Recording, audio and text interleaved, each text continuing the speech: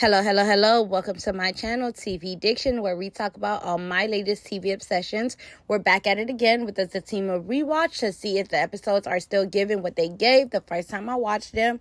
The goal is to finish the rewatch before October 3rd. That's before the season 3 premiere. So let's dive into episodes 5 and 6.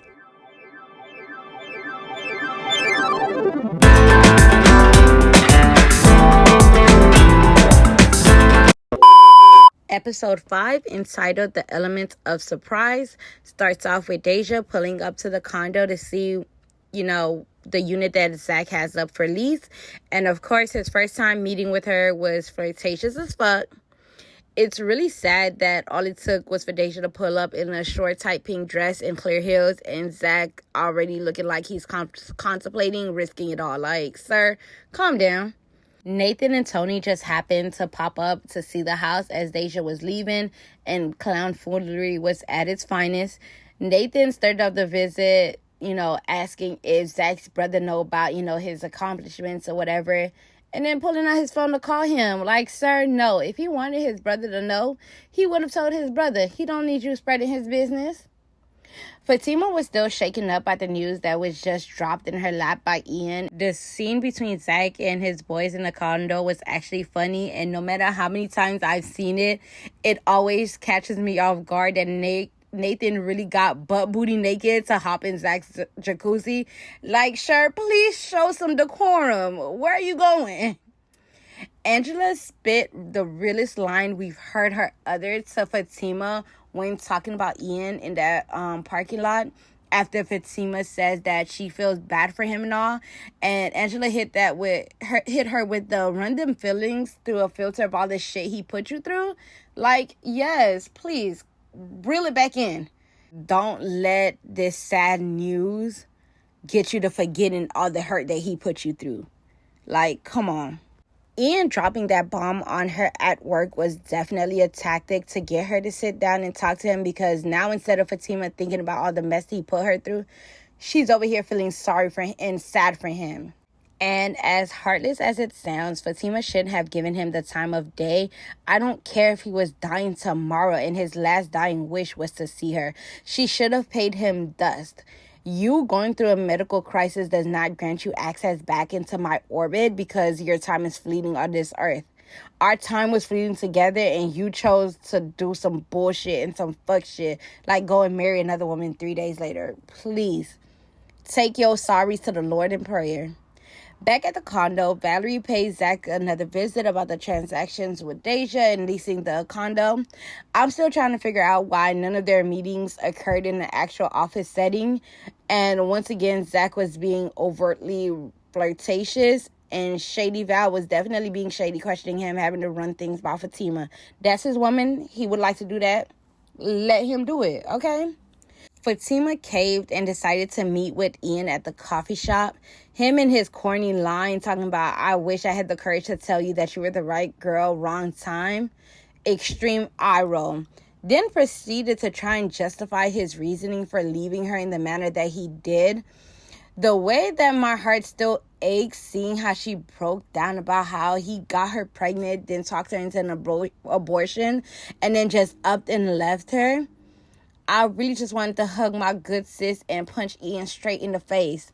I'm telling you, only the audacity of a man would allow you to know how bad you've hurt a woman, leaving her emotionally scarred, and then still have the nerve to come and ask her for forgiveness, and not to mention ask her to look after your mom once you're gone. Like, sir, please get out of her face right now. While I despise looking at Ian, I'm glad that Fatima was able to get that closure she needed from that relationship, because she's been carrying the pain and past trauma of that relationship for far too long. And then here goes Tony messy behind with his phone camera coming out at the wrong time with no type of context to the hug and snapping a photo. But not gonna lie, I can't even fault Tony, because we know if the roles were reversed, like if Angela was to see Zach hugging some random woman at a coffee shop, it is expected that she not only take a picture to send to Fatima, but she would have busted up in there and confronted him face to face. So I'm not going to beat Tony up too much about that, because he was just looking out for his boy. The episode ends with a clearly distraught Fatima walking into the condo and meeting Tony and Nathan in a not so pleasant manner. Nathan was being passively aggressive and rude to Fatima. Granted, I get it. He's mad for his homeboy after seeing that photo, but he still should have showed some decorum and been nice to her. Like, you don't even know the full story. I hated the way that Nathan made Tony show Zach the picture. He was being a little baby because Zach ain't want to go out. He just wanted to make sure that his girl was straight. So because you feeling some type of way, you like, nah, go ahead and show him the picture. Not even caring to see if it was going to hurt him or not. Like, you really could clearly see the hurt in Zach's eyes after seeing that picture. And it seems like Nathan wasn't even worried about all that.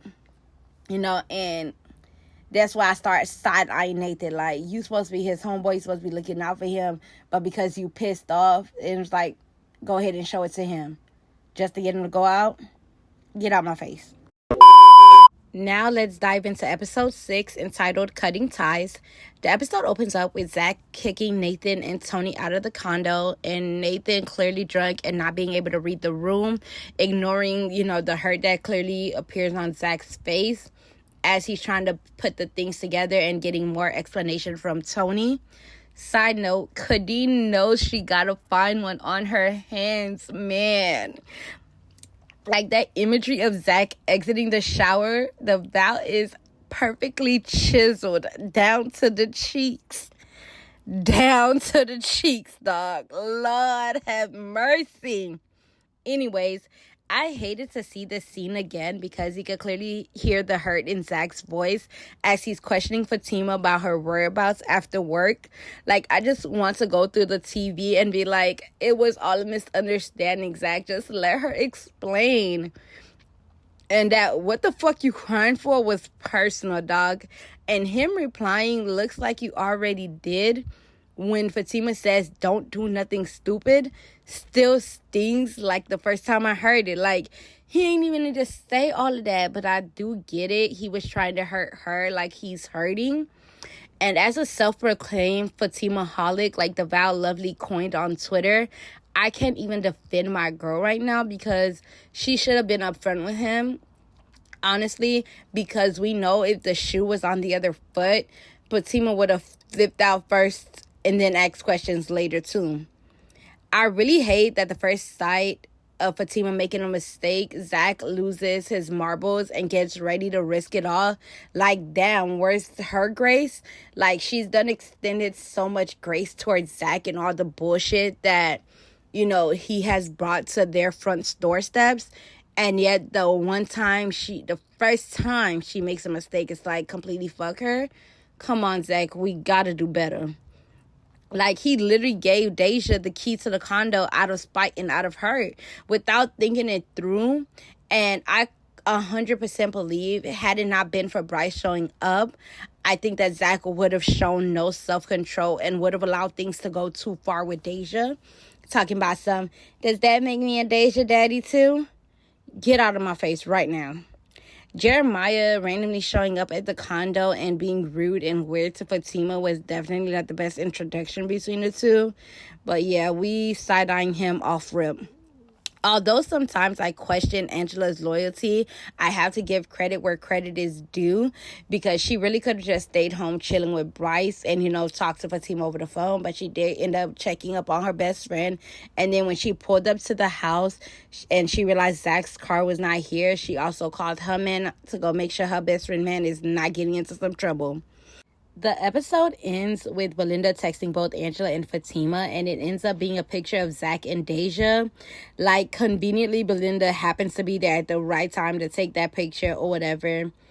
And whether or not her intentions were pure, it would have always been perceived as messy coming from her because of everything that went down. Like, she was really better off minding her business, honestly.